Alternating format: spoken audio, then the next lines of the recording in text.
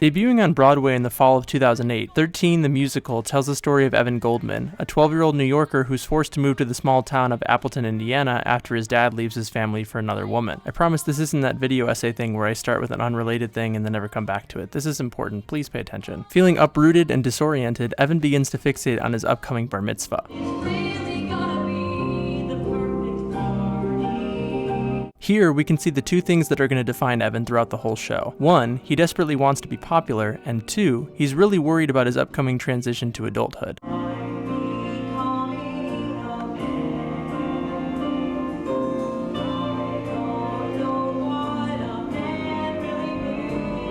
Upon arriving in Indiana, Evan befriends his neighbor Patrice, who warns him that Appleton's going to be a big step down for Manhattan.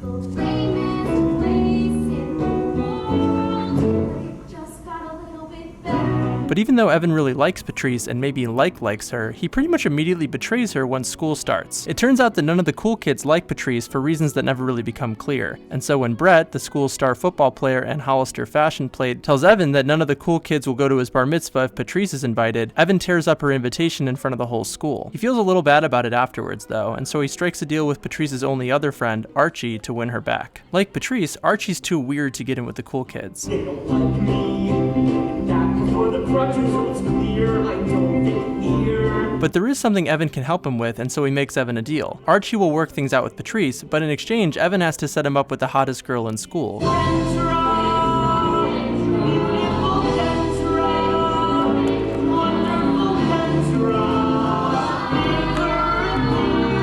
And as silly as this is, it's made urgent by Archie's revelation that he has a terminal degenerative disease. Here's the problem. Every minute, every second that I wait might be too late. So let's face it, if I ever had a chance, the time is now, so who cares now? Evan agrees to the deal, but it's clear that he's never going to be able to convince Kendra to go out with Archie. She's got the hots for Brett, and the only thing keeping them apart is Kendra's best friend, Lucy.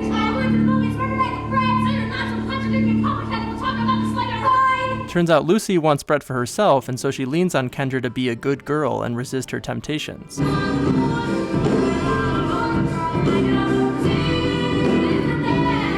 But so after a lot of scheming and manipulation, Evan manages to hold up his end of the bargain. He tells Archie that he's got a date with Kendra, only problem is, Evan's actually lying. Evan says that Kendra's agreed to go with Archie to the movies, but in reality she's going with cool guy Brett, and she has no idea that Archie's courting her too. And this all comes to a head on Friday night, when seemingly every kid in the school heads to the theater together. I'm getting ready to move. I'm getting ready to prove Kendra just needs a sex god like me. Archie's determined to shoot his shot, Brett's looking forward to doing the tongue with Kendra, Kendra's trying to balance her attraction to Brett with pressure from Lucy to be a good girl, and Evan's just hoping nothing goes wrong. If it goes as planned, Patrice will understand. Some prices are worth paying when your dreams come true. To absolutely no one's surprise, this all blows up in Evan's face when Brett and Archie and everybody else realize how they've been fooled. Brett and all the other cool kids turn on Evan and refuse to come to his bar mitzvah. They also turn on Kendra for some reason, and Lucy swoops in to steal her man. Patrice gets furious with Evan all over again for being so selfish and dishonest. And Archie, on the other hand, is actually not mad at all, which is weird. That could have gone better. We're just gonna gloss over a bunch of other shenanigans and misunderstandings that aren't worth getting into, and just skip to the end where Evan realizes he messed up, and with some coaching from Patrice, he manages a heartfelt apology. Tell her you're sorry.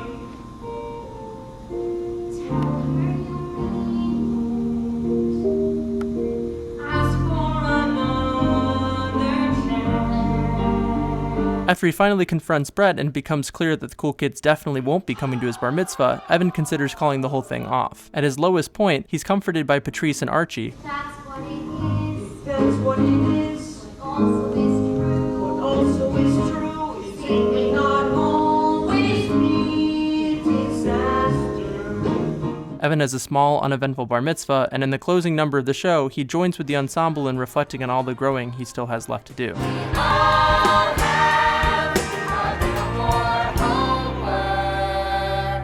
My name is Evan Goldman. I live at 24 Plains Drive, Appleton, Indiana. I'm 13 years old, and I'm just getting started. Listen, this plot summary doesn't do justice to the show. You should really check out the cast album or a bootleg on YouTube. There's a bunch of them and they're all bad, as you can see in the clips I've pulled so far. If you do find one of the original cast though, check out Ali Trim's vocal performance as Patrice.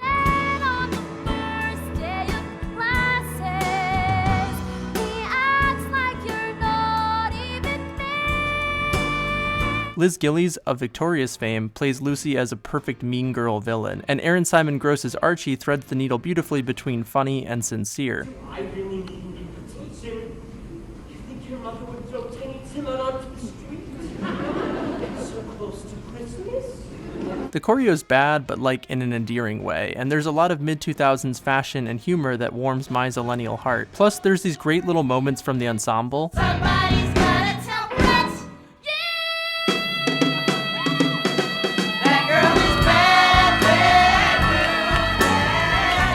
And if you look carefully, you can even spot Ariana Grande playing a background role. For musical fans, it could either be a turn on or turn off that 13 was written and composed by Jason Robert Brown, a Tony Award winner known for critically acclaimed musicals like Parade, The Last 5 Years, and Songs for a New World, and also for being kind of a vainglorious douchebag. So I think I'm really good, and I have trouble working with people who are not ready to play at my level. Brown says he created 13 as an offering to the teens and young people who supported his early work, but that over time it transformed into a passion project for him. What happened was very interesting, which is that over the course of writing the show, it started becoming something very personal. It started becoming a story that meant an enormous amount to me. But like so many passion projects, it was neither a critical nor commercial success. It ended its Broadway run in January of 2009 after only about 130 performances, and while Brown got a Drama Desk nod for his lyrics, 13 didn't receive even a single Tony nomination. Still though, 13 endures in Broadway memories as something of a novelty. It's the only Broadway show in history to feature a cast or band consisting entirely of kids and teens. With no adult characters, 13 is set apart from shows that prominently feature kids but also include grown-ups like Fun Home or Matilda, or 13's far more successful contemporary Billy Elliot. And it also defies comparisons to other shows like, say, Charlie Brown or Spring Awakening, whose youth roles are normally played by adults. A lot of people think that 13 is going to be like adults playing teenagers, but it's all teenagers. We're all kids. You might reasonably assume that this was some kind of marketing gimmick, and it may indeed have started that way. During that meeting, I came up with the idea of a show with 13-13-year-olds, and I thought that was a lot of fun.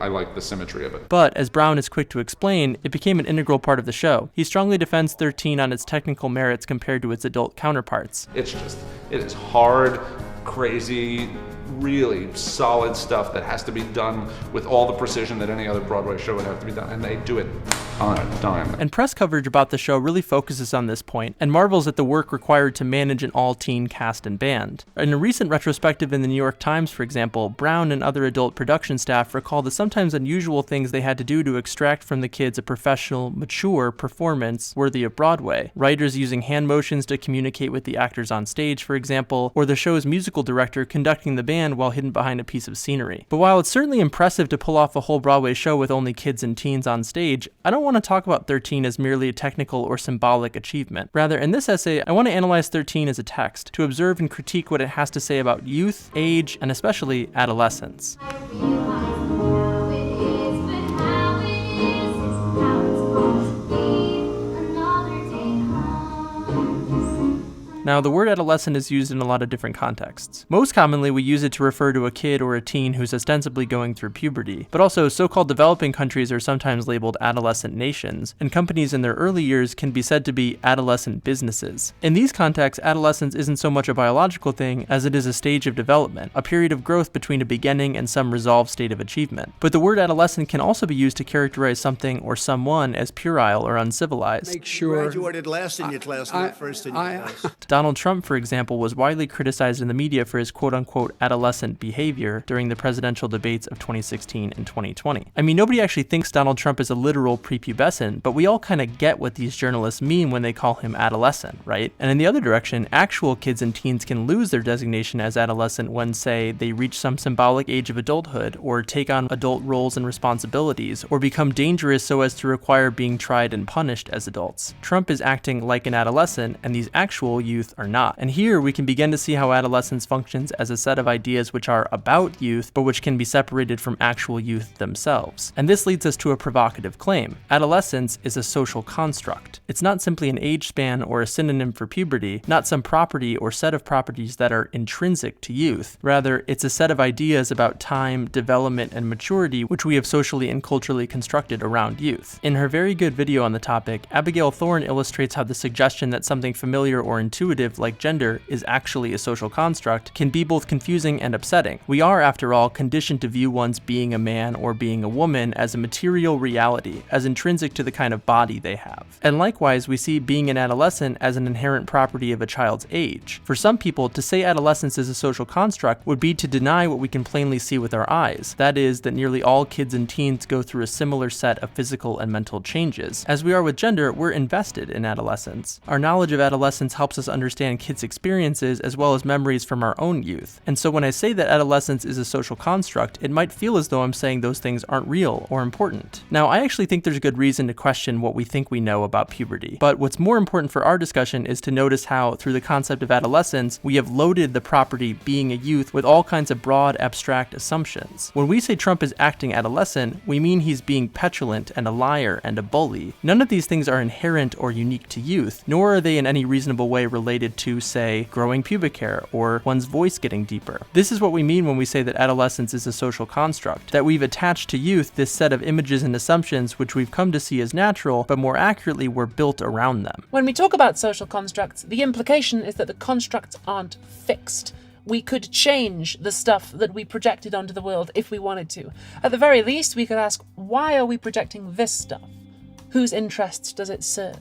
In her 2001 book, Act Your Age, A Cultural Construction of Adolescence, Nancy Lesko observes that adolescence has become, quote, so democratized, so commonsensical, and so trivialized that it's hard for us to see it as a social construct or to see the effects that this construct has had on youth. Adolescence functions for us less like what we think about youth and more like what we know. Lesko argues that if we want to see adolescence differently, like Thorne suggests, we must first understand, quote, the ways in which we currently see, feel, think, and act towards youth. That is, we have to start by unpacking all that we already know about them. As you can see, we've kind of defaced a couple of people. When we get bored, we kind of draw caricatures or create little scenes for these people. Lesko begins Act Your Age by laying out a series of what she calls confident characterizations of adolescence. These are grounding assumptions about youth which have become so powerfully ingrained in our national imagination that they function for us practically as facts. They both, quote, declare the nature of youth and also, quote, incite us to find instances of their truth and new encounters. Lesko says that we know that adolescents are 1. Defined by their age, 2. Controlled by their hormones, 3. Peer-oriented, and 4. Developing into adults. These characterizations, in her words, quote, tell us what adolescence will be like, help us interpret our own experiences of being teenaged, and inform future observations by telling us what's important and enduring about adolescence. As she notes, these characterizations affect adolescence very differently across any number of factors, like race, class, and gender. However, Lesko observes that adolescence as a construct affects and influences the lives of all youth, even if not in the same ways or to the same extent. This isn't suggesting that we be, say, colorblind or gender neutral. Rather, Lesko argues we have to see adolescence as intricately woven with race, class, gender, and other social constructs. As we interrogate what we know about youth, we must consider how these concepts influence our confident characterizations of adolescence and, likewise, how those characterizations undergird racial, gender, and class hierarchies. One way that we can see and analyze what we know about adolescence is by looking at popular media. Feminist and queer scholars have time and again demonstrated the power of TV, books, movies, and even musicals as not only critical tools, but important spaces for the social construction of gender. Representations in media not only tell us what it means to be a man or a woman, they also legitimate and naturalize what we already know about gender. And in 13 the musical, we can similarly see how our confident characterizations of adolescence are both presented and proven true by the characters' actions and by how we, as the audience, are instructed to react to them. 13, something is on 13, somebody's growing up 13. Let's say someone introduces their kid to you by saying something like, "My daughter is 15," or "He's in 6th grade." Lesko argues these statements, despite only telling us a child's age, quote, call forth volumes of information and references, what she calls an epidemic of signification. Importantly, we don't know anything about the specific kid, but rather what kids of their age are and are like. Lesko draws from examples like these to argue that age acts for us as a shorthand, our main entry point into thinking about kids and their position in development. Like Bo Burnham's 8th Grade or 16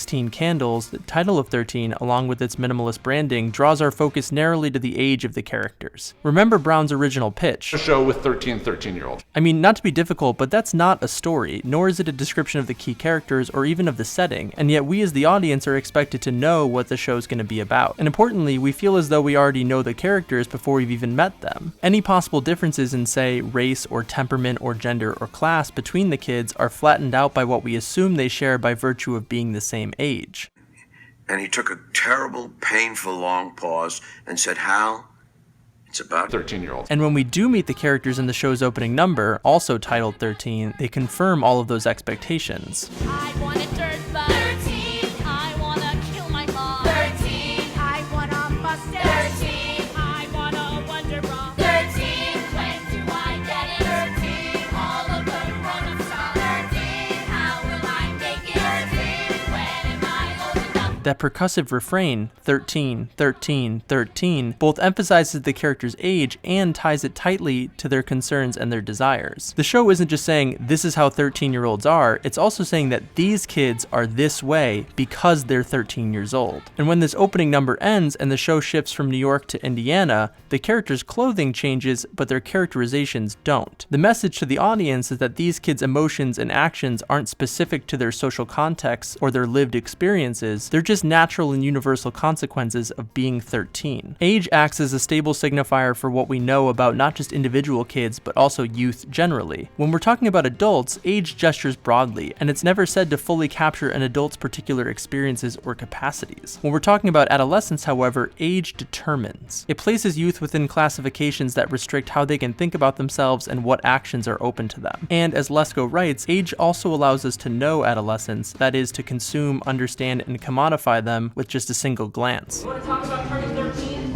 It's a nightmare. I've got hair growing in places I didn't know were places. In our cultural imagination, adolescents are rendered unstable, unpredictable, and potentially dangerous because of their so-called raging hormones. We monitor kids and teens for telltale signs of these hormones like growth spurts, acne, mood swings, and so on. Lesko argues that these external changes signify us the internal instabilities of youth. Bodies in flux signal souls in flux, and so the adolescents' hormones become their destiny. Hostage to their own bodies, adolescents are rendered hopelessly out of control.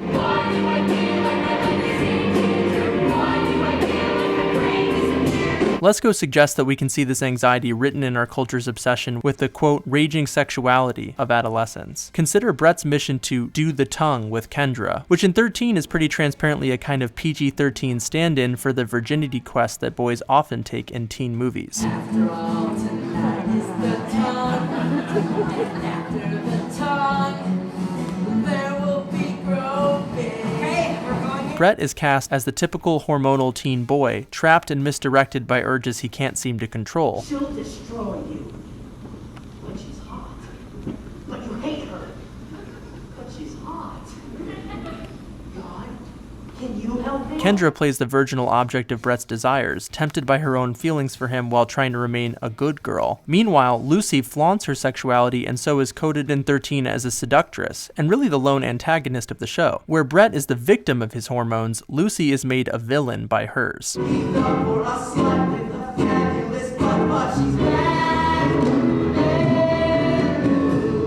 Our knowledge of adolescence causes us to project hormones onto pretty much all of youth's actions and emotions. In the New York Times review of 13, appropriately titled The Acne Years, critic Ben Brantley describes what's essentially a musical version of a Disney Channel movie as displaying fresh-fleshed things in hormonally induced states of agony and ecstasy, filled with, quote, the natural radioactive energy that makes young teenagers so appealing and so scary. And the retrospective I mentioned earlier is also keen on observing with a combination of awe and anxiety society, the quote theatrical and hormonal implications of Brown packing the show's dressing rooms with quote a baker's dozen of newly minted teenagers raging hormones and all. Lesko argues that this characterization of youth as hormonal causes us to see adolescence as a biological phenomenon, a natural consequence of changing chemistries, a disease for which there is no cure, but there certainly are treatments, both social and pharmaceutical. The problems of adolescence are placed literally within the youth themselves, and this excludes any real conversation about youth's particular contexts, their lived experiences, or the difficulties they face, which we assume are primarily just hormonal mirages.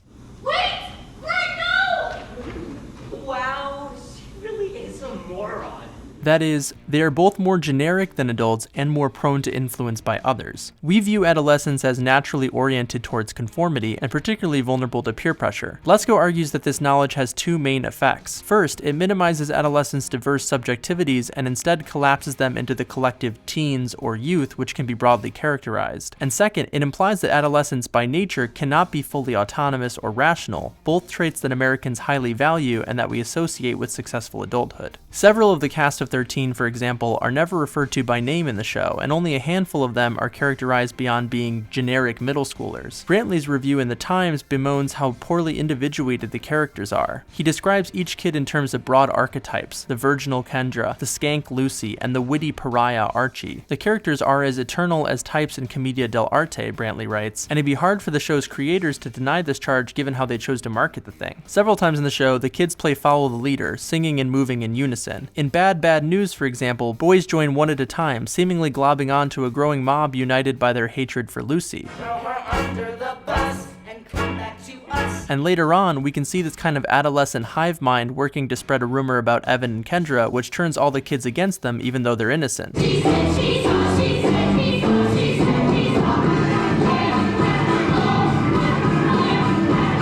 You might argue that this is a common thing in musicals, but I think it's operating in a specific way in 13. In, say, The Music Man, the townspeople's willingness to go along with Hill is a function of their social context. They're from this small, orthodox little town, and so they're easily whipped into a mob against something they don't understand. In 13, since the kids on stage are representative of youth generally, their conformity isn't contextualized, but rather portrayed as an inevitable consequence of their age. In 13, and in our culture more broadly, there's a constant drumbeat telling adolescents that their biggest obstacles, apart from maybe their own bodies and minds, are their peers. Popular media is awash with horror fantasies of youth mobs wreaking havoc on decent adult society. They were old enough to know better, but too young to care. And while 13 isn't quite as on the nose as, say, Lord of the Flies, all of the major conflicts of the show can be traced back to negative peer pressure. And what the show says, ultimately, is don't do that. Don't change to fit in the club. You be you, and let the club form around you. This moral, practically a cliche for teen stories, emerges from an ingrained cultural sense that peers are a problem to be navigated, rather than allies, or worse, co-conspirators.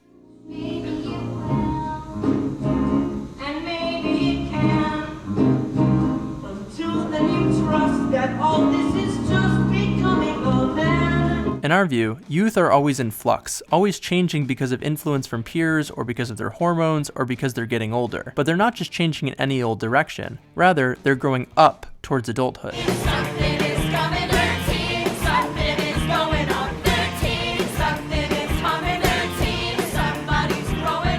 Lesko joins growing up with other phrases like coming of age and in between as constructing adolescence as an evolutionary process. Here we can glimpse what Lesko labels the developmental construct of adolescence. That is, a view of adolescence based on individual children's development or growth over time. She argues that this is the dominant construct in our culture, and that all the other confident characterizations of adolescence sort of spin off of it. Age is important because it signifies a position in development. Changes in hormones and other anatomies are used to mark normal and proper growth over time, and adolescence peer orientation too can be tied to notions of social and moral development.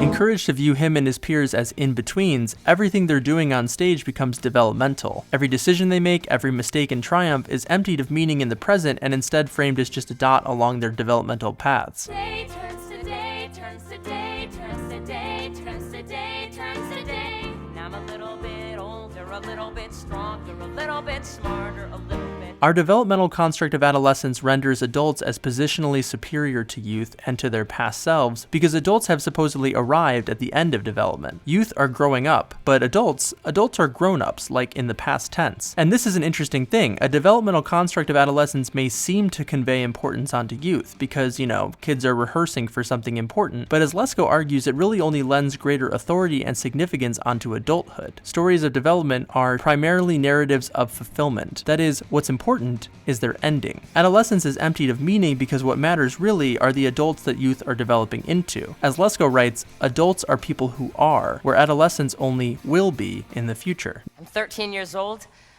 and I'm just getting started. This, Lesko says, leads us to invest adult perspectives with greater authority, even when it comes to the lived experiences and problems of youth themselves. One day it gets better. One day it makes sense. One day I'll stop talking in the frickin' future tense. Made inherently unreliable by hormones and peers and age, youth themselves can never claim to know or understand adolescence. Only adults can. But Lesko gives us good reason to be troubled by assertions from adult experts, doctors, parents, and teachers whose business it is to know adolescence. She draws from post-colonial scholarship to suggest that knowing underpins power relations between adults and youth and becomes the mode by which youth are persuaded to know themselves, that is, as subordinate to adults. These are social constructs. These are not inventions of science, that is, descriptions that are scientific. It's things human beings think up for good reasons. Some profitable, some just personal. Thinking of how can you feel really, really good about yourself if there's nothing to be othered, if you can't separate yourself from something that you're convinced is lower than yourself.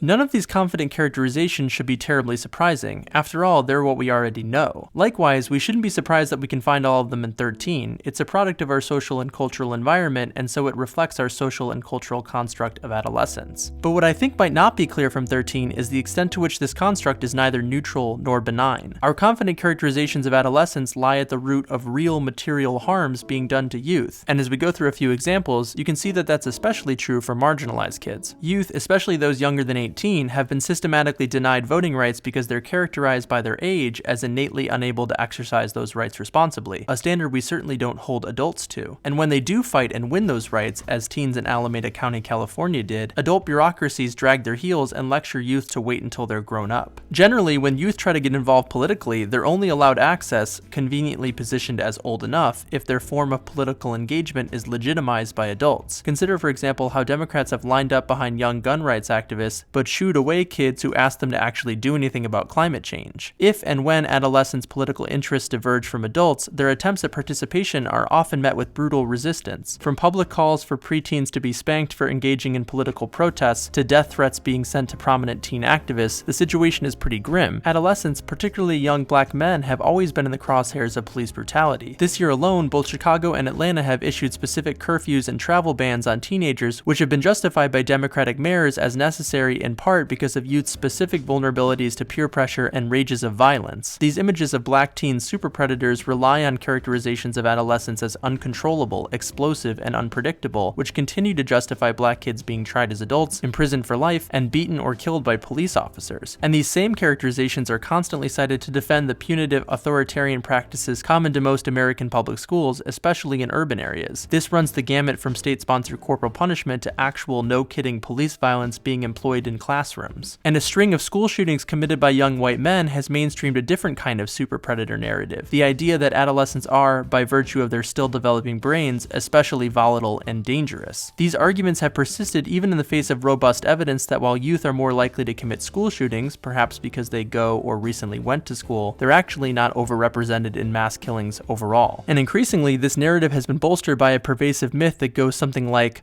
People's brains don't stop developing until their mid-20s, so really adolescence doesn't stop until well after 18 years old. It would take too long to unpack here, but this is mostly nonsense that emerged as an explanation for why young adults keep failing to mature as early as their parents did when, coincidentally, college was basically free and you could buy a house with the money you found in your couch cushions. In short, brains are complicated, maturity is a social construct, and in reality, people change forever until they die. You can read this article if you're interested. But myth or not, this last point also plays into the ongoing state and parental violence against queer and trans youth. Bans on gender-affirming care for minors are unfailingly justified by adolescents' supposed inability to make reasoned decisions for themselves, as well as an insidious conspiracy theory that many, if not most, trans teens are not actually trans, but rather succumbing to peer pressure. And since we're saying that adolescence lasts well into your 20s, it's not surprising that we're seeing states move to limit gender-affirming care for individuals up to 25 years old. We can find hormones, too, at the center of debates over trans kids. Liberals seem mostly okay with puberty blockers, which are themselves, like birth control, hormonal medicines, but vanishingly few people in power are willing to advocate for youth having access to, say, testosterone. Hormones are conjured here not only as a problem to be solved, but as vital determinants of proper development that must never be interrupted or worse, misdirected. Evocative of what Paul Preciado observes in his 2013 book Testo Junkie, hormones function as a kind of drug in adolescence, rendered powerful for their ability to direct development and behavior, but also dangerous for their potential to cause youth to grow in the wrong ways or on the wrong timeline. And things might get even more extreme in the future. Bioethicists are already warning of emergent hormone therapies which could be used on youth to try and change kids' sexual or gender orientations. This list could go on and on. The exploitation of adolescent migrants, the sexual and physical abuse wrought on teen girls, especially in the wake of the Dobbs decision, the harm done to kids and teens diagnosed with mental or developmental disorders. And all of these problems are, in one way or another, tied back to our confident, if contradictory, characterizations of adolescence. This is made all the worse by how difficult it is to be discursive about adolescence with most people in most situations. Setting aside the suspicion and resentment which our groomer-obsessed society has for people who try to advocate for children, adolescence is just generally Teflon-coated, as Lesko writes. Critical assessments and specific historical and sociological questions just sort of slide right off of it. Even those people who are sympathetic to the issues I've raised might find themselves reflexively arguing that these things are not about adolescence, but rather race or gender or economic power. And yes, they are about all those things, but consider why it is that adolescents tend to be at the center of all of them. It's important to note that our knowledge of adolescence doesn't always lead us to harm. In fact, we can see emerging images of teenagers as made endearing by adolescence or as victimized by it. Rather than predators or agents of chaos, youth are rendered increasingly as comic figures or objects of pity. Rather than requiring discipline or restraint, youth are said to need understanding or sympathy or protection. We're encouraged to cater to teens' particular capacities and vulnerabilities, or to navigate the constraints placed on them by their developing bodies and brains. Puberty here is conjured as a kind of temporary disability that we have to help youth navigate, or as a rite of passage that casts them as either lovably helpless or adorably awkward. We might see such sentiments reflected in common platitudes like, being a teen is hard, or puberty sucks, or even, it gets better. And we see it all over parenting and teaching advice telling adults to work with, or perhaps around teens, emphasizing that whatever teens are, it's definitely not their fault. Of course, these ideas are relatively benign compared to the actual harms I outlined before, but I think it's really important that we observe how they leave our confident characterizations of adolescence undisturbed. Even in these positive views, youth are still assumed to be hormonal and peer-oriented, and perhaps most importantly, developing. Just now we're supposed to feel bad for them instead of scared of them, or we're supposed to see them as cute and inspiring instead of scary. In my view, this isn't reimagining adolescence, it's just sort of smiling knowingly at it. I think it does little to nothing to materially improve the lives or positions of youth, and in fact, I think it actually tolerates or maybe exacerbates the persistent problems of adolescence. As Lesko notes, adolescence renders youth in many different and seemingly contradictory ways, as simultaneously endearing, frightening, unavoidable, and exploitable. But ultimately, all of these images of adolescence, even sympathetic and ostensibly progressive ones, are homoousian, that is, they're made of the same stuff. Whether we see youth as endearing or frightening, as helpless or hopeless, we are accepting notions about them which rationalize and necessitate their subjugation, and in turn, we legitimate the structures and practices which seek to restrain, to discipline, to educate, and vitally, to quote-unquote protect youth. This, to my mind, is part of what makes adolescence so insidious and so slippery. It's not easy to say or easy to hear, but I think you can draw a straight line between even sympathetic readings of adolescence and the kinds of institutional violence and repression I described earlier. Our failure to interrogate one makes the other acceptable, or at least inevitable. Once you've accepted that teens are by nature irrational, whether you find that endearing or frightening, you're positioned to agree with, or at least understand, decisions to, say, restrict their access to gender-affirming care. Maybe you don't want a total ban like conservatives do, but you'd prefer we focus on social transition and not risk anything like hormone therapies that youth might come to regret once they've,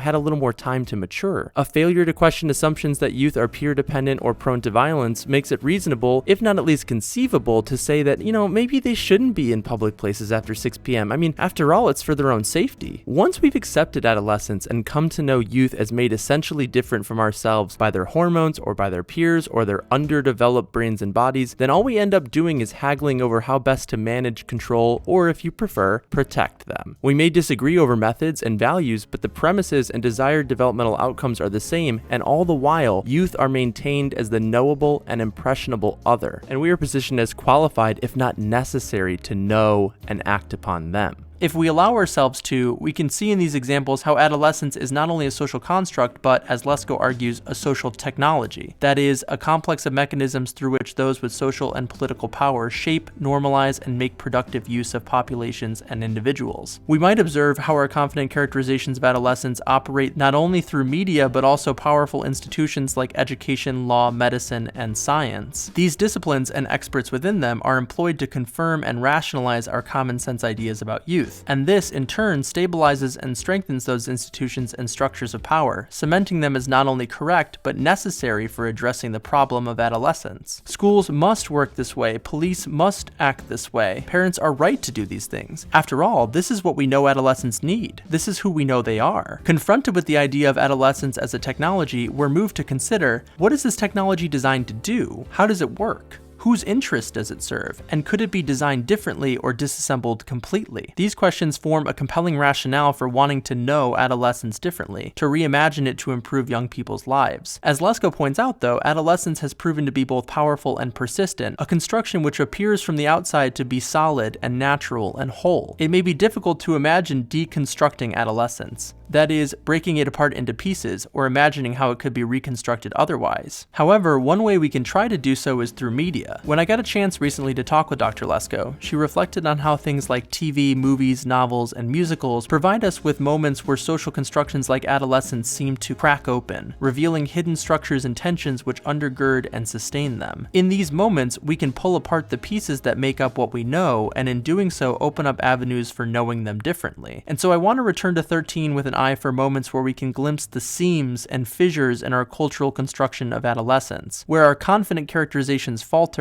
and where we can find passages towards knowing youth differently. Everyone can relate to. I mean, we've all been 13, we've all gone through it, in whatever way that is. If it's, if you were the outsider, or if you were the cool kid and you've seen one side of that table. To be clear, I have no reason to think that 13 was meant to be any kind of bold reimagination of adolescence. I mean, Jason Robert Brown is literally famous for being condescending to teenagers online, and both the text of 13 as well as the paratext surrounding it indicate to me that the creators and cast of the show took adolescence at face value, perhaps even to an absurd degree. But as Jack Halberstam observes in The Queer Art of Failure, we can often find deconstructive and counter-hegemonic potential in surprising places. Halberstam, for example, makes meaning of the animated film Chicken Run for what it has to tell us about queer utopia. Likewise, I'm turning here to 13 as a means of and reconstructing adolescence. And in doing so, it might appear that I'm overthinking 13, that I'm ascribing too much meaning to what is, on its face, a painfully cliché piece of mass media about youth. And that might be true, but overthinking might be the only way to imagine alternatives to adolescence, which, as Lesko observes, doesn't require us to think much at all. So yeah, let's overthink 13. Let's find unexpected encounters in and around the text and see what strange ways of knowing adolescence it reveals.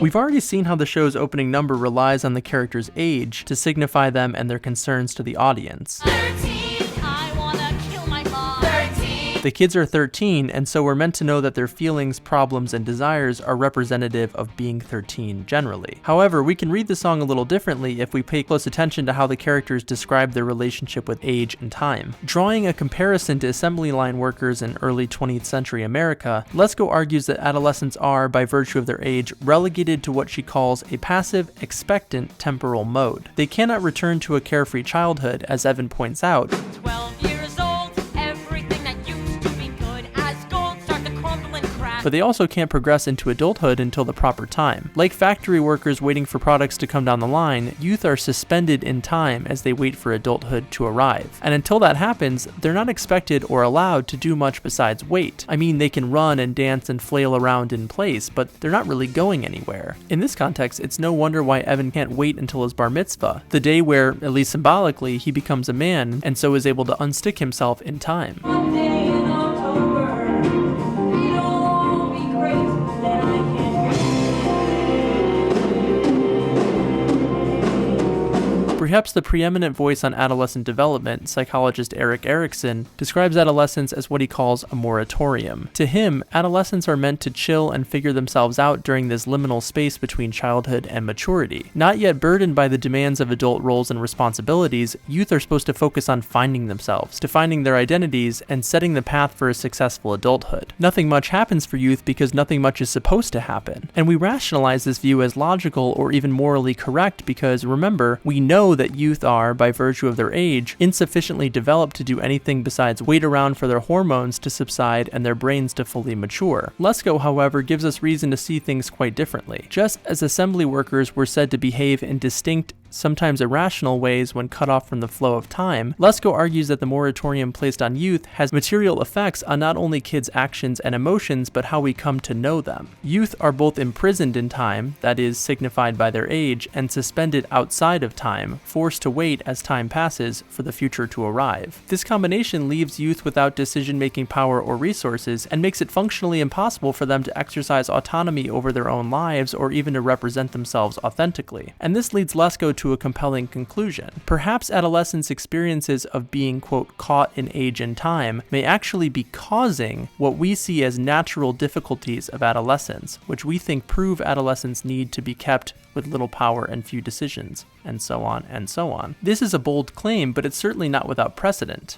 I think a good parallel here is the discussion of queer time offered by Halberstam in their 2005 book, In a Queer Place and Time. Halberstam describes how radically different notions of time emerged for gay men whose, quote, horizons of possibilities were severely diminished by the AIDS epidemic. For those infected and their loved ones, the constantly diminishing future, quote, created a new emphasis on the here, the present, and the now. And this orientation towards the present brought about material shifts in gay culture. Scholars like Halberstam have linked this radically different temporality with behaviors that would become characteristic of gay communities: casual sex, substance use and abuse, and the formation of communities in relation to risk, disease, infection, and death. This comparison, along with the ones Lesko draws with concentration camp victims, are extreme, but they illustrate a really important point. People's experiences of time powerfully shape their outlook, their logics, and their behavior. For many gay men during the AIDS epidemic, the absence of a stable future caused them to do things that we would categorize as risky or short-sighted or immature. Then, and also now, these behaviors were assumed to be inherent to homosexuals and led to their characterizations as deviant and uncivilized. In fact, homosexuality has often been explained by hormonal imbalances or a sense of, quote, arrested development, that is, an inability to progress fully into normative and rational adulthood. Halberstam gives us reason to unsettle these assumptions about the nature of queers and instead recognize how queers' temporalities and material conditions have shaped their values and experiences. Likewise, Lesko suggests that the surreal and frustrating experience of being suspended in time may be what's causing youth to be and act in ways that we just assume are inherent to them because of their hormones and their age. With this in mind, we can reconsider and make meaning of the suggestions that the characters offer in 13's opening number. I want a dirt bug. 13, I wanna kill my mom. 13, I wanna bust it. 13, I wanna wonder bra. 13, when do I get it? 13, all of the grown-ups stop. 13, how will I make it? 13, when am I old enough? We, the audience, are obviously expected to mark these ideas as irrational, but now we have reason to reframe them as salvational. Running away, flying, getting drunk, piercing your nose. These things might be silly to the point of cliche, but they're also demonstrably means of reclaiming agency and meaning for youth suspended in a period of life where they are simultaneously expected to act as if every moment were consequential, but also deprived of the power to take any meaningful action for themselves. The audience is meant to roll their eyes or to chuckle, but the kids on stage aren't laughing. In fact, this is the closest that the show gets to any kind of righteous anger on the part of the characters. No, you're not ready. No, it's not time yet. No, it's not right now. Wait until you're older. No, you're not ready. No, it's not time yet. No, it's not right now. Wait until you're older. Homework, laundry, dishes, horses. Just settle down and hold your horses. We're accustomed to seeing kids' behaviors and emotions as primarily developmental, as inevitable features of their age, but Lesko complicates this picture by referring us to Anne Solberg's research on so-called big and little 12-year-olds. Solberg observed how between different families, children of the same age could be considered either big or little depending on social factors like familial expectations, relationships, and the way resources and responsibilities were distributed within households. We might also recognize how children of the same age are ascribed totally different characteristics across cultures and economic classes. Age, like adolescence, is socially produced through material practices and conditions. Across these examples, we can glean an important idea, namely that things we know to be natural and inherent to adolescence may in fact have a social origin, that is, a social or cultural cause. Kids of the same age may have different characteristics not simply because some mature faster than others, but because they're responding to different social conditions. Teenagers may act in ways that appear irrational or impulsive, not simply because of their hormones or their so-called developing brains, but because they're reacting to the stifling temporalities and material conditions they experience. And this opens up exciting pathways for reimagining adolescence. What if we changed the material practices and conditions of youth? What if we reimagined our ideas about time and development? How would that change not only youth's experiences and actions, but what we come to know about them?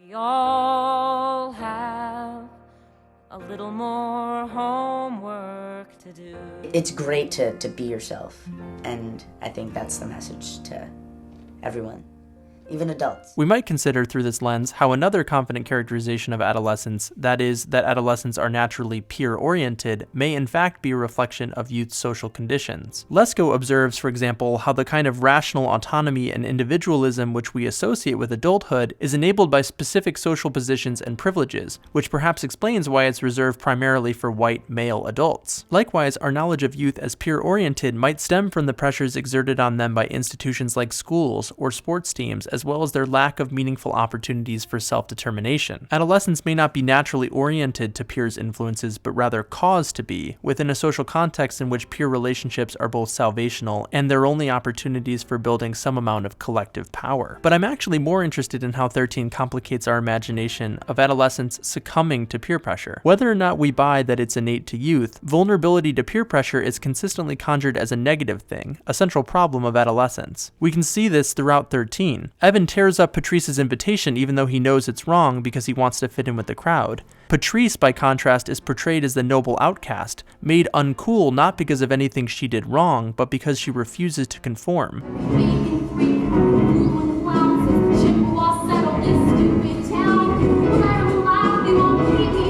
We're meant to see her as being totally in the right when she castigates Evan and tells him that the problem isn't that she isn't good enough to be popular, but rather that he isn't good enough to be her friend. Finally, those jerks and I agree.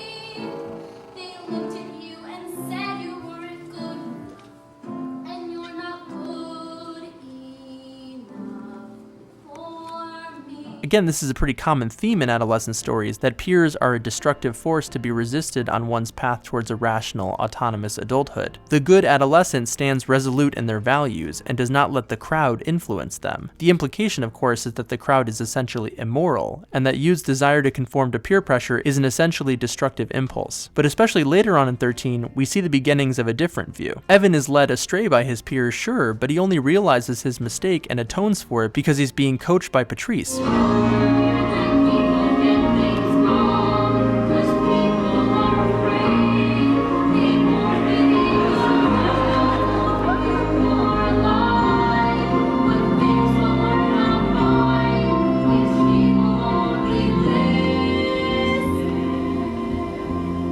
And at the end of the show, once he's been cast out for good by the cool kids, he finds comfort and wisdom in what he learns from Patrice and Archie. That's what it is. That's what it is. Also is true. What also is true is it may not always be disaster. They share what they know and believe with Evan, and in turn he takes up their perspectives to both trouble and expand his morality and his understanding, especially his idea of what it means to become a man. One day I'll be 30.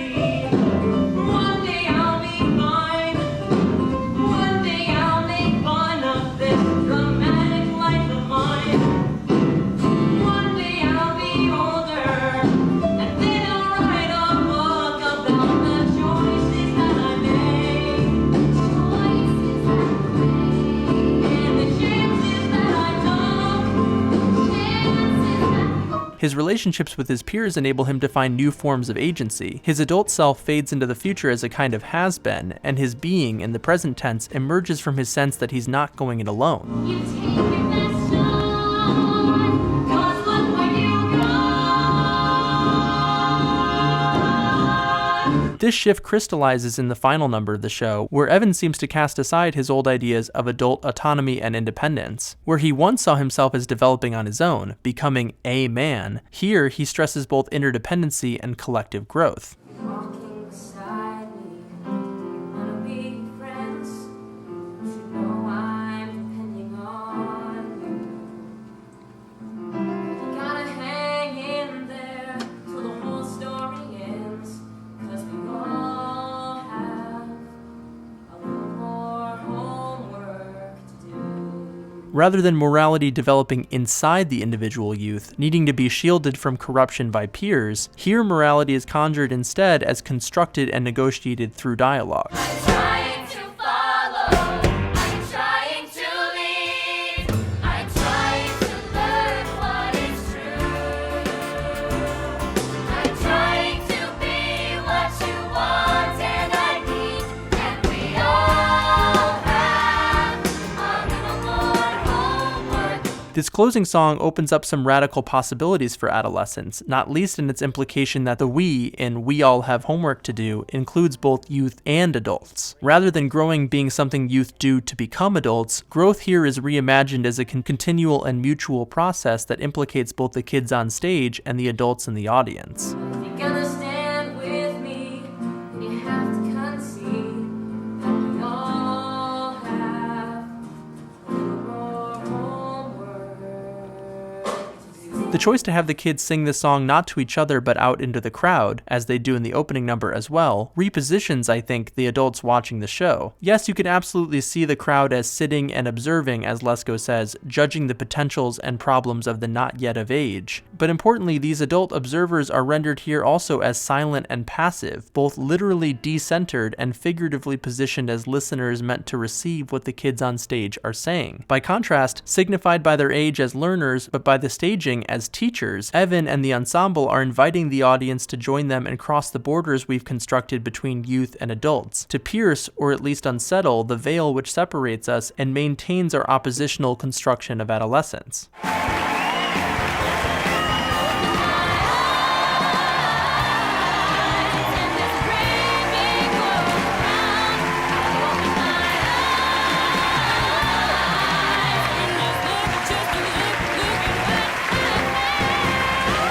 In this last example, I think we can get at what makes 13 compelling as a tool for deconstructing adolescence, namely how adults are positioned within, or more precisely, excluded from, the story's frame. Lesko observes in her book that adolescence is defined chiefly as being not adult, and all of our confident characterizations of adolescence depend on our common sense assumption that kids and teens are intrinsically different from adults. Every emotion, experience, and action is measured and charted as a marker of the difference between youth and adult. All of this leads us to a startling conclusion, which is that what we know about youth is always also what we know about ourselves. Just like adolescence, adult is a social construct, a set of ideas about development, time, and maturity which we use to mark ourselves as distinct from adolescence and to prove true what we know about them and about ourselves. Consciously or not, We sustain these ideas and we read and write them into our stories about adolescence. With that in mind, it's compelling to consider what would change about adolescence if there were no such thing as adults. Adults are currently positioned as both qualified and necessary to make sure that adolescents develop correctly and on time. This inevitably prompts intervention from adults both to prevent delay, in the case of those who fail to act their age, and also to punish precocious behavior which is strongly linked to degeneracy. How would youth's experience of temporality change in the absence of adults? How might we know youth differently if there was no adulthood to grow into? What might youth be if they were not becoming adults? We might also consider Lesko's observation that adolescence renders youth innately similar to one another because they share the common trait of not being adults. She connects this with youths being, quote, massified. That is, statements about adolescence in general are understood as essential truths about each and every specific youth. Given their immense diversity, it's hard to imagine that youth would coalesce into any kind of coherent identity group if it weren't for adults. What implications would that have for how we view youth and age? Would, say, adolescents or teenagers cease to exist as social categories if there were no adults to compare to? We can see how even in a relatively simple story like 13, when adults are missing from the stage, even our most familiar ideas about adolescence can become fractured and made strange. In 13, we can read youth differently from what's possible in most stories because their actions, emotions, and experiences aren't so readily relativized to adults. Perhaps this isn't the only reason for 13's deconstructive potential, but I think it's certainly a powerful one. And I think this is made especially clear when we see what happens to 13 when suddenly adults are thrust into the frame. You should know that I'll give you the best that I can, but we all have. In August 2022, the people who paid Dave Chappelle $60 million to smoke for 3 hours released 13 the musical, The Movie. Honestly, it's less a movie version of the musical and more a movie version of the novelization of the musical. Yes, 13 was turned into a YA novel, and no, I'm not going to discuss it because it makes me sad. Several songs have been cut from the Broadway version, and a few new ones, written by Jason Robert Brown himself, were added for the movie. The screenplay, written by Robert Horn, a Tony winner for Tootsie somehow, and one of 13's original authors, keeps the overall premise from the Broadway version, but makes a number of substantial changes to the plot which completely reshape not only the story, but the key characters as well. Kendra goes from being the vapid innocent manipulated by Lucy to a smart and precocious girl whose strict mom is keeping her under control. Think like Alyssa Green from The Prom, except for with even less meaningful characterization. And also she's super nice now, especially to Archie. And so is Brett, bizarrely. Like, movie Brett is kind and empathetic and does literally nothing wrong. Even when he dumps Kendra, it's portrayed as strictly Lucy's fault, like she's holding him hostage, and it's even implied that she's kissing him without his consent. By contrast, Patrice is portrayed much less sympathetically than in the stage version. She's pulled away from the action for a lot of the film, and because the cool kids are nice now, when she intervenes between them and Evan, she comes across as a moralizing busybody. Evan is using you just to save his party? Yeah, and I'm good with that. This is wrong, Archie. Stay out of it, Patrice. But if there's anyone who this movie does the dirtiest, it's Archie. In the original musical, Archie's portrayed as a kind of charming con man. He's actively involved in driving the plot, and he's kind of the most subversive character in the show. The movie, by contrast, literally immobilizes Archie and places him squarely on the sidelines, passively watching the plot be driven by his able-bodied peers. Rather than taking any real action, Archie either sits still on his porch as people walk by, or he sits still in the cafeteria while the others talk around him. Just like stage Archie, movie Archie is obsessed with Kendra. He loves Kendra. He wants to kiss Kendra. But in the movie, Archie is queer-coded in a way where we don't perceive him as someone who would actually want to mac on Kendra. Don't toy with me. And at the end of the movie, there he is in the crowd, rooting her on as she kisses Brett. The movie puts Archie in a wheelchair, but never mentions anything about him having a terminal illness, and his disability is treated in just about the most banal and offensive way possible. Why does everyone think I need help? I have my own parking space, my own bathroom, the best ride in town. I'm great. You two clearly need more help than I do. They try to give him the standard arc where he's frustrated that people feel sorry for him because he's in a wheelchair, but it falls flat because he's just given so little to do within the story. It's a tough look, honestly, for a movie which appears to be so invested in at least the aesthetics of inclusion. I mean, this has to be the most diverse school in suburban Indianapolis. It even has little NB kids who dance in the background and get almost no dialogue. In my opinion, the movie isn't just a poor adaptation, but bad on its own terms. But that's not why I wanted to talk about it. What I want to discuss is what happened to 13 when, in in making the movie out of a musical whose only notable feature is that it had no adults in the cast, they decided to throw a bunch of adults into it. There's Evan's mom, played by Deborah Messing, who just looks absolutely thrilled to be there, Evan's dad, and Evan's rabbi, Josh Peck. The movie even creates a grandmother character from whole cloth, although it does ease the pain a little bit that she's played by Rhea Perlman. And these adults aren't just for show. Evan's mom gets not only a whole new song for herself, but also a subplot where the grandma convinces her to start writing again, because she's a failed writer, I guess. And where in the show he's only referenced in his absence, the dad character appears throughout the movie reflective and sympathetic. It's him who's constantly reaching out to Evan and acting wounded when Evan is distant and resentful. And Rabbi Josh Peck and Evan's grandmother are sprinkled throughout the movie to provide witty banter, emotional support, and little pearls of wisdom. These adults, as well as a bunch of other ones playing random parents, drive a lot of the beats throughout the story. They tell the kids what to do and what not to do, and they pull strings at times to steer the kids' actions. I hear you saying, Ty, you rube, you just don't understand the movie biz.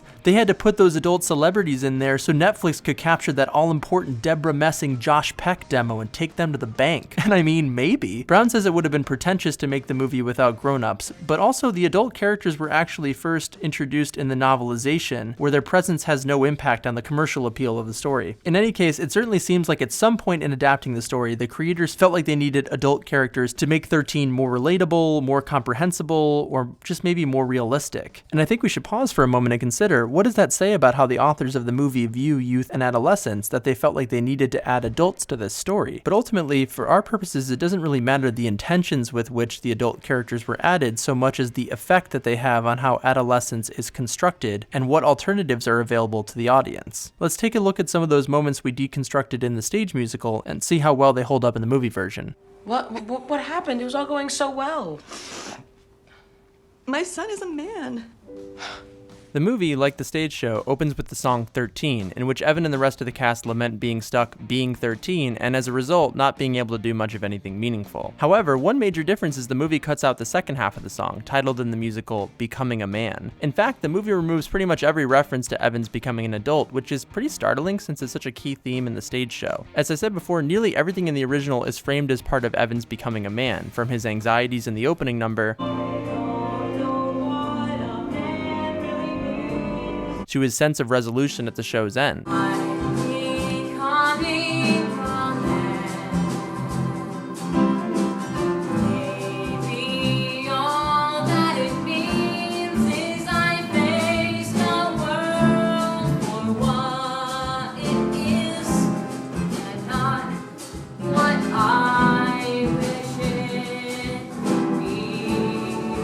Now, you might think that this change in the movie could unsettle some of the developmentalist implications of the original stage version, but for reasons I'll get to in a minute, I disagree. I think this change actually supports a different effect you might have already noticed in the opening sequence. 13, the movie, positions itself much more as a kid's story than an adolescent one. The characters, including Evan, are visibly much younger than their stage counterparts, and Evan's anxieties about being a man are replaced by generalized kid worries, which are less existential and more about things like wishing his family were back together or missing his friends in New York. I get that this is likely a consequence of Netflix producing it as a kids movie. After all, it was released through their after-school division. But regardless, I think it materially changes both the intentions and the impacts of the story. We might note, for example, that it gives scenes like this much more of a whiny, like, hard knock life vibe compared to the teenage angst of the original. I mean, actually, Annie was reacting to her social context, like being an orphan and all, so maybe I mean more like a simple plan vibe. Here, removed from any sense of the pressures, uncertainties, and hypocrisies inherent to becoming adults, it's hard for us in the audience to understand why these kids are upset. And in fact, even visually, they're not angry in the same way that the youth in the stage version are. And I think the medium of film makes it harder to convey any of the original sense of confrontation. The kids in the movie are often not looking anywhere in particular, and their arguably more choreographed and impressive movements are polished, but lacking a lot of the raw emotionality that we saw on the stage show. In the movie, get drunk is changed to get mad. I want to kill my mom is changed to who am I gonna be? The mustaches and wonder bras of the original are removed, and so on. There's none of the talk about sex or drinking or masturbation that gives the stage show such a clear adolescent sensibility. I mean, even Brett's drive to give Kendra the tongue is replaced in the film by them each wanting to have their first chaste kiss together. The kids in the movie are just so much more firmly constrained within the domain of what's acceptable for kids, which stands in clear contrast to how the teenagers in the stage play kind of blur and trespass across those boundaries. And I think this sanding down of the rougher edges of the characters has a serious impact on how we're able to view them. That's not at all to say that a kid has to be an adolescent to be frustrated with how they're positioned in age and time, there are plenty of good reasons, social, structural, and personal, for younger kids to be angry. Rather, what I'm saying is that in 13, the musical, kidifying these characters renders them decontextualized and as a result, more easily known and dismissed. In the original, we could read the kids' apparently irrational and sometimes even cruel actions as reflections of their existential angst, their desire to reclaim agency and purpose while being caught in age and time. Admittedly, we'd have to be looking for it, but we could find ways to detach these feelings and these problems from the character's age. We could read them as existential problems that people of all ages encounter, and there's some potential there for dialogue across youth-adult boundaries, but the movie doesn't allow us to understand these kids well enough to do so. Evan's reacting to personal, like family issues, but we have no reason to read his anger as socially or existentially motivated. In fact, there's not even any questioning whether it's right that he's being made to move across the country, or what say he's had in that. And everybody else in the scene isn't in the rest of the movie. They didn't double up the New York and Indiana characters, at least the main ones, the way they did in the stage production. We don't know anything about these kids in the opening, and as a result, they feel remarkably generic. Even more so than in the stage show, we get the impression that they're meant to represent abstract figures of 13-year-olds rather than actual persons. And because these kids are younger and more neatly contrasted against the adults we can now literally visually compare them to, it's easier to construct them as made essentially different by their age and to accept the movie's characterizations that they're doing what they're doing because that's just how kids at this age act. Archie,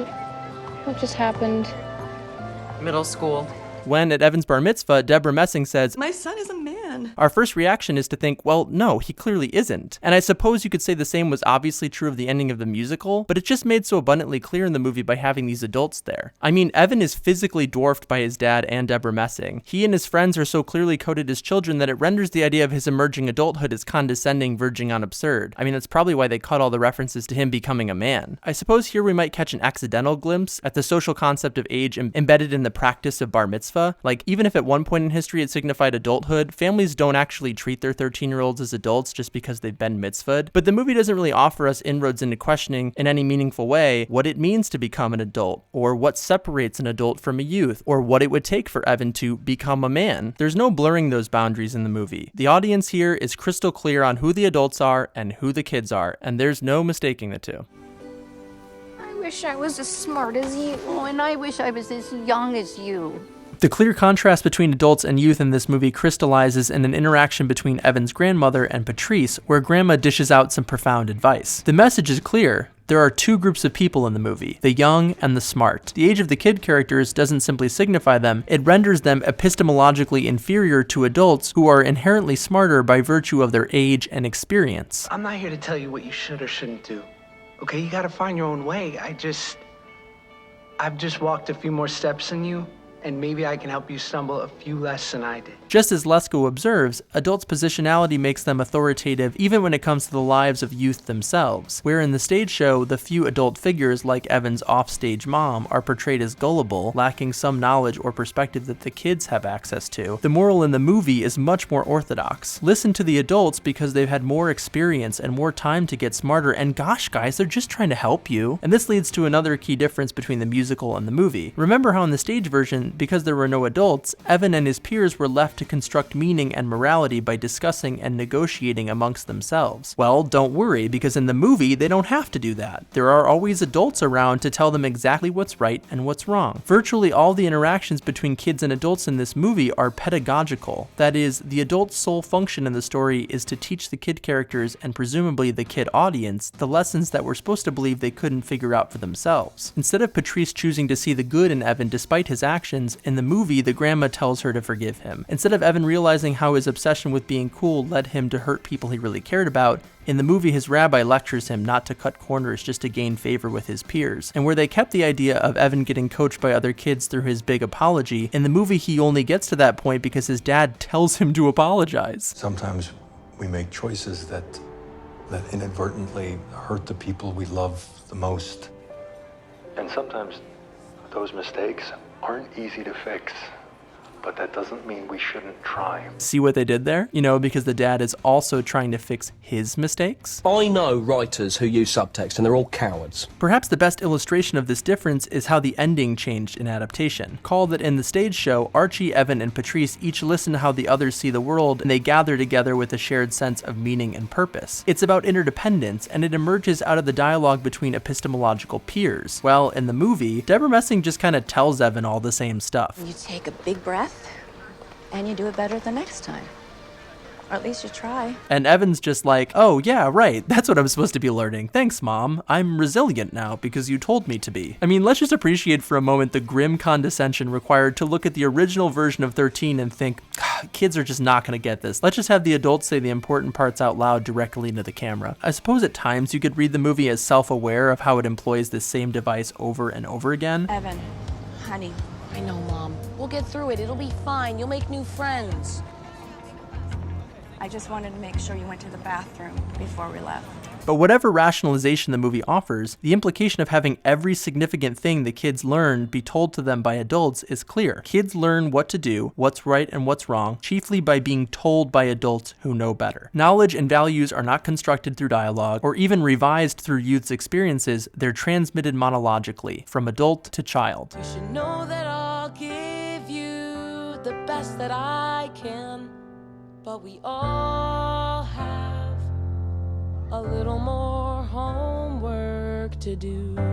Alright, listen, I hate this movie, so we're just gonna fast forward to the end. I said earlier that the musical's finale could be read as implying that the adult audience is not all that dissimilar from the kids on stage, that we all have a little more homework to do. And I said that this imperative for constant moral growth could bring together youth and adults and break down some of the boundaries established both physically in the theater and figuratively in our common construct of adolescence. I didn't think this was that bold. I mean, it's almost cliche at this point to say, you know, we're all works in progress or something similar. Honestly, this felt like low-hanging fruit for the movie to get right. After all, Evan's parents are clearly portrayed as imperfect people throughout the story. The mom even has a little arc with the grandma that mirrors her interactions with Evan. And yet, when we arrive at that closing scene and all of the kids stand to join Evan in singing the refrain, the adults just sit there and watch. Where the original allowed for some possibility of boundary crossing and universality, the movie redraws a bright line between youth and adults, which is reinforced by the visual language of the scene. The standing, singing, performing kids are contrasted with their silent adult observers. The kids are the ones who need to do their homework. Adults don't do homework, they give it and grade it, and I guess keep an eye on kids to make sure it gets completed, but they're long past any notion of doing it anymore. Look, like I said before, the musical is also a painfully cliched depiction of youth, and a lot of the critiques I could offer about the movie were already true about the stage version. Both 13s proffer all of our confident characterizations of adolescence and do so without questioning them very much at all within the text. But in the play, without any adults around, some of the contradictions and hypocrisies and constructed elements begin to show. And it seems vitally important that we observe how inserting adult characters as the movie does appears to close down many of those interesting and important gaps. We might extend this idea further and consider how many of the most resonant stories about adolescence in popular media are those where adults are mostly missing or pushed to the margins of the story. Or we might look for patterns in what kinds of roles adults play in adolescent narratives to understand why it is that their presence seems to have such a stifling impact on critical discussions of adolescence. But I don't want to get it twisted. I'm not saying that stories about youth shouldn't have adults in them, nor am I saying that if we remove adults from stories, problematic ideas about youth will just disappear. It's more complicated than that, and to illustrate this point, I want to take a moment to call out one more difference between the show and the movie that I think reveals both how adolescence sticks to adulthood, but also how it persists even when adults aren't around.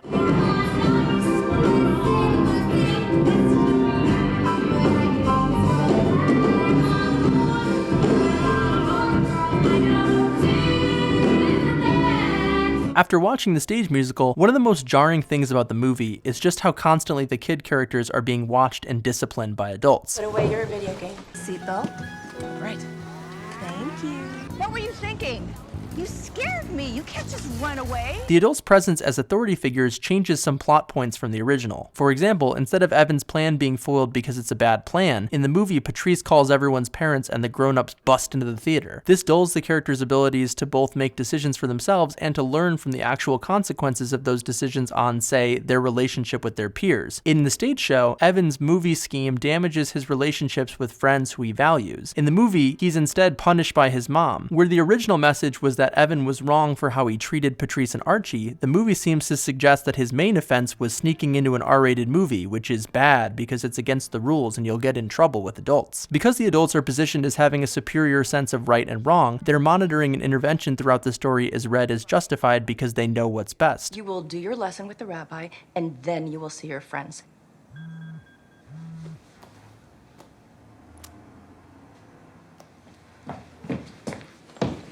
Evan might be angry and resentful, but we as the audience are primed to see Deborah Messing as unquestionably correct. In the end, Evan tells us, the audience, that his rabbi was right all along when he said that his bar mitzvah was more important than being cool. You know, you were right. This is more important than a dope party. All of this to say, in the stage version, there aren't any adults to do all this watching and disciplining, no adults to enforce any dominant ideas about adolescence, and yet the characters in the stage version act pretty much exactly the way we'd expect them to. They don't do much more beyond what they do in the movie. I mean, they're a little raunchier at times, but they also stay well within the boundaries of what adults consider developmentally appropriate. So what gives? To answer that, I think it's most useful actually to look at Kendra, who I think besides Archie is the character most impacted by the changes made for the movie. In the film version, Kendra's mom is portrayed as watching over her like a hawk and controlling her every move. Her mom is the reason why she's not allowed to be alone with Brett, and it's even implied that Kendra's mom sent her away to separate her from Brett. Brett's enabled to date Lucy not because Kendra is offended by him trying to put the moves on her, but rather because Kendra's mom won't let him see her daughter anymore. By contrast, in the musical, Kendra doesn't even mention her mom being controlling, or the possibility that she would get into trouble for seeing or kissing Brett. The only thing she says about her mom is this. My mother says pretending you like it prepares you for marriage. Yeesh. Big yikes. What stops Kendra from doing the tongue in the stage version is revealed in her exchanges with Lucy. Let's go back to their conversation before Kendra's movie date with Brett. If he does it and I let him, You're a slut. right. And if he wants to but I stop him, You're a tease. God. And if I let him and I like it, You're a skank. wow. But he could also get his tongue stuck down your throat. Lucy advises Kendra on how to respond when Brett tries to slip her the tongue.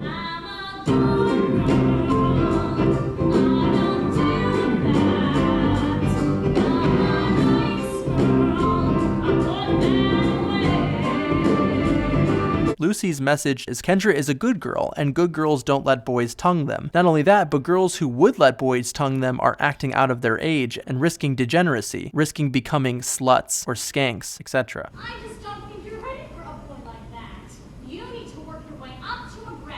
To be clear, Lucy doesn't believe a thing she tells Kendra. If she did, she wouldn't have turned around in the next scene and tongued Brett. To her, what's considered proper and good adolescent development is clearly not some absolute reality, but rather a useful fiction, a cudgel she can wield to control Kendra's behavior and protect what she wants for herself. And here's the thing, it works.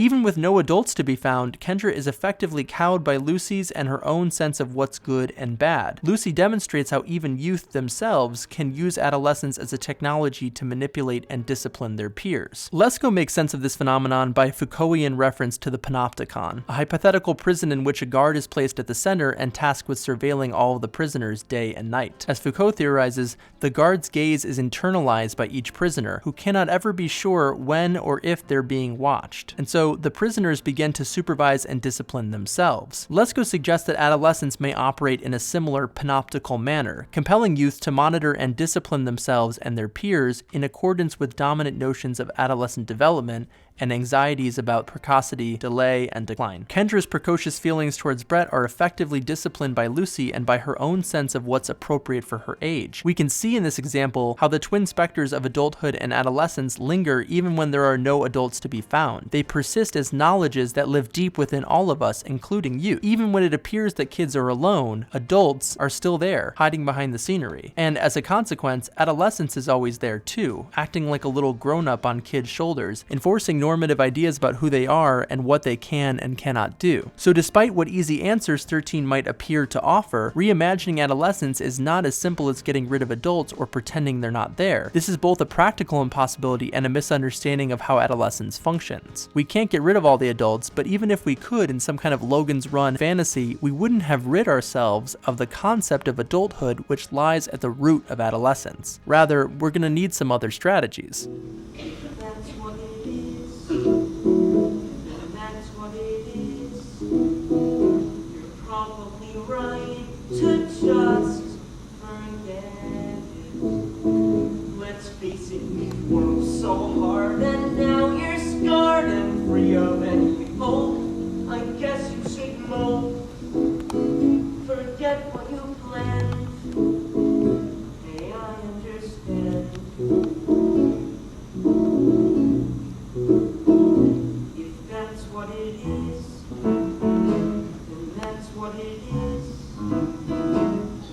not the way I choose to see it. Let's recap what we've learned from 13. In the movie and in the musical, we can see how what we're able to know and imagine about adolescence changes pretty drastically when adults are absent versus when they're present. This certainly reinforces our idea that adolescence is a social construct. That is, what we know about youth changes when we change context or lenses. But it also illustrates the extent to which adolescence is formed around our social construct of adulthood, that the two are nested and interdependent. And perhaps most importantly, it prompts us to consider, in light of all the negative effects that adolescence is having on actual youth, like I mentioned earlier, if what we imagine about adolescence can change, how might we reimagine adolescence to repair our relations with youth and better advocate for them? What it would take to reimagine adolescence is a complicated question, and I certainly don't have any hard or fast answers. I'm going to stick with the three main suggestions that Lesko makes in her book, and I'm going to join them with related ideas from scholars who study children and childhood. I know children are often put in a different category from adolescents, but if we're going to break barriers between youth and adults, I figure we have to do it in the other direction as well. Plus, I feel like these connections might prompt us to think about the social constructedness of age and childhood more generally, broadening the scope of our advocacy to include all young people. Now, Lesko's suggestions might be too broad and gestural to adequately and fully respond to the problem of adolescence in both its scope and specificity. Just as youth are too diverse as individuals and as a population to be characterized under the common banner adolescence, maybe the problems of adolescence are too many and too diverse to solve with any one set of approaches. And so at the risk of being a little too personal or experimental, I'm going to ground our discussion in this last section in a more concrete example. We're going to narrow our view from youth generally to one kid in particular who shined in 13 the musical, but who 13 the movie didn't really know what to do with. Let's talk about Archie. From the outset, Archie presents some real problems for our social construction of adolescence. He doesn't seem to care what his peers think or do, and he often appears to be acting out of time, oscillating between precocity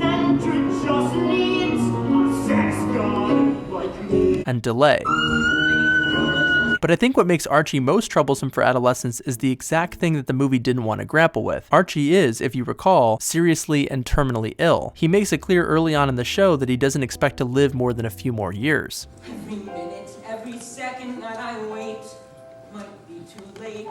In her 1978 book, The Private Lives of Dying Children, researcher Myra Bluebond-Langner observes how terminally ill children, quote, defy usual models of the young as passive and unknowing relative to adults. She describes examples where even very young kids with cancer took active responsibility for the impact of their illness on others, caring for their parents and siblings and even their medical providers. Now, the children she describes are certainly remarkable and inspiring people, but as philosopher John Wall argues in his book Ethics in Light of Childhood, to focus on how exceptional these children are would be to miss the point of Bluebond-Langner's findings. Rather, the exceptional circumstances of terminally ill children allow us insight into how we might differently know and construct childhood more generally. Likewise, I think the character of Archie highlights possibilities that are hard to see when we only look at youth broadly. His impending death isn't just a source of dark humor or a plot accelerator, it functions to complicate some of the simple themes and tropes that go unquestioned within the text of 13. So who can complain except for you because you're dying, but Archie defies simple categorization as an adolescent. Like we said, adolescence is defined as becoming adult. In all likelihood, Archie will never grow up to experience adulthood. That's not to say he's not growing and changing, but he's not on that proper developmental path because that path isn't available to him. Unable to orient himself to a stable future adulthood, Archie experiences something like the queer temporalities Halberstam observed with gay men during the AIDS epidemic. Without a clear future, Archie is portrayed as expanding the potential of the present and squeezing new possibilities out of the time at hand. Near the end of the show, Archie describes to Evan how he refuses to just sit and wait around. tomorrow will come.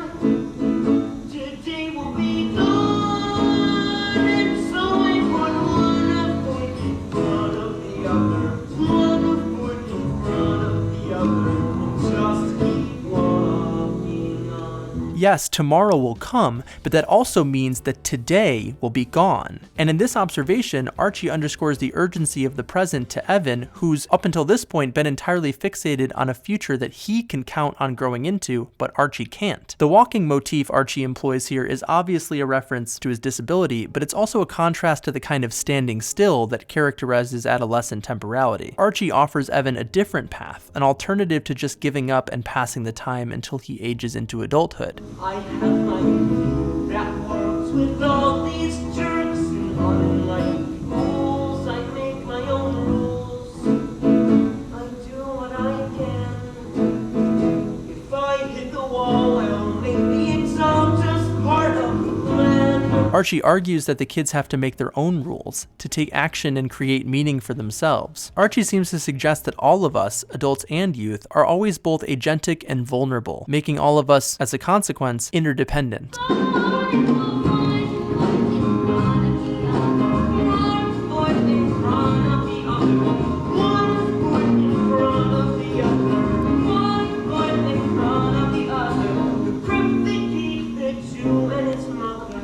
Archie disrupts both of the dominant frames that Lesko says we apply to adolescence: development, which we see as individual and natural and inevitable, and socialization, that is, the passive reception and uptake of norms and values. Archie is neither developing into an adult in any uncomplicated way, that is, nor simply absorbing others' values. Lesko argues that these two lenses, development and socialization, fail to account for the context in which youth, like Archie, operate, as well as their capacity for critical awareness and agency. Adolescence growth and change must be investigated, not simply assumed, and Lesko suggests that we reimagine growth and change as recursive. That is, they occur over and over again as our contexts change and we take specific actions. In 13, we can see how Archie's growth and change is both highly contextual, colored by his illness, and detached from a sense of directionality, which would privilege the adult self he'll never become. Likewise, Archie also gives us reason to, as Lesko suggests, interrogate and revise our ideas of time and temporality. Lesko sees adolescence as a construction with time. That is, it's a consequence of dominant ideas of time, and it shapes youth's temporalities. If we are to radically remake adolescence, Lesko argues, we will have to revise our ideas of time. And as I've said, Archie gives us reason to do so. Now, I'm not suggesting that it's an advantage to not have a stable future to grow into, nor am I saying that we should view all youth as if they have no future. In fact, it's been well observed how kids and teens can gain social power through their positions as future makers. However, I think Archie demonstrates the imaginative and emancipatory potential of a radical focus on the present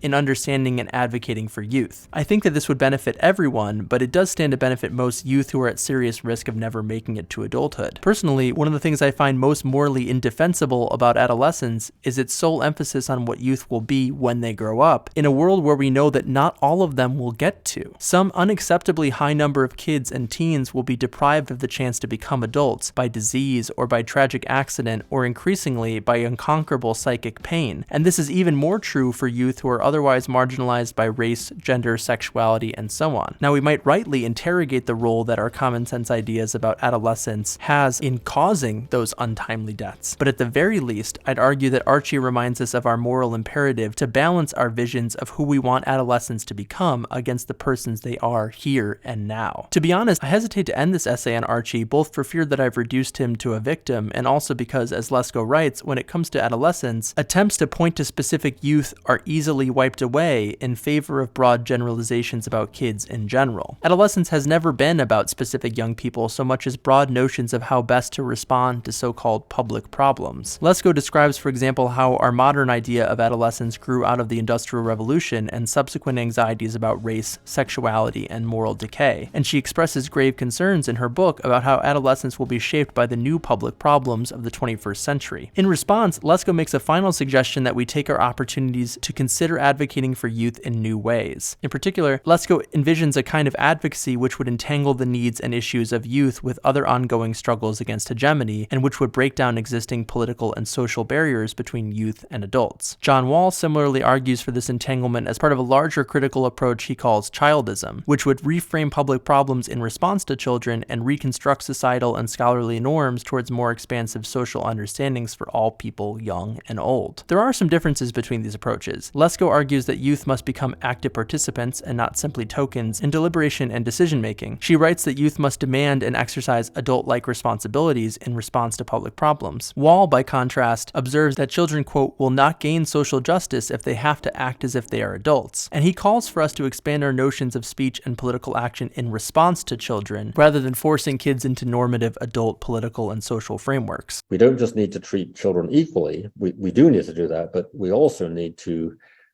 rethink the ways we think about society as a whole in response to children. Voting would be a good example of that. The question of children's voting is not just, are children just as capable of voting as adults? The question instead is, why is voting set up in such a way that it's more adult-centered than child-centered? And how can we change that and think about it differently? In either case, there remains, as Lesko writes, a need for us to advocate for youth in ways which undermine views of adolescence that position kids and teens in opposition to adults. And scholars like Tanu Biswas, for example, have identified clear opportunities to do so. She draws from climate change movements led by youth and for youth to argue that we have a unique chance to come together in an intergenerational struggle towards greater justice and social relatedness. In fact, Biswas argues, social action meant to address public problems might be exactly the thing that finally allows us to see and deal with, quote, our shared but differentiated vulnerability, as well as our deep interdependence. I think that all of this depends, however, on us moving away from the idea that youth can be broadly characterized and known in the abstract. Rather than trying to reshape adolescence or retool it around some evasive set of more accurate, more objective, more scientific characterizations of youth, we might instead move towards, as Lesko writes, a politics that supports youth and their futures without the biologically based guarantee of adolescence. We've seen already how attempting to know adolescence has led us to do real material harm to youth, and it's worth considering the extent to which this harm is inherent to our attempts to know and characterize adolescence. I argued earlier that seemingly progressive ideas of teenagers as endearing or insightful or entertaining don't actually reimagine adolescence but rather reinforce it. And I think that idea comes back around here. We can't simply argue for a new positive image of adolescence, one that says teenagers are actually just like us, or teenagers are actually superior to adults, or the teenagers are going to save us. Because all of these images rely on knowing and abstracting them as a category, which maintains an adult projection of youth as physically, emotionally, and behaviorally other. The answer can't be simply to just change the adjectives, to replace abstract images of youth which are negative with ones that instead focus on how wacky or surprisingly deep they are. No matter what descriptor we use, I think that act of abstraction itself is always a dehumanizing one, however we rationalize it scientifically or politically or morally, and so I don't think that sharpening or revising our view of adolescence is a tenable path towards reimagining and responding to youth. In writing this essay, I've been thinking a lot about two ideas that pair nicely to me about imagining the other. The first is from Mother Night, in which Kurt Vonnegut warns us that we are what we pretend to be, so we must be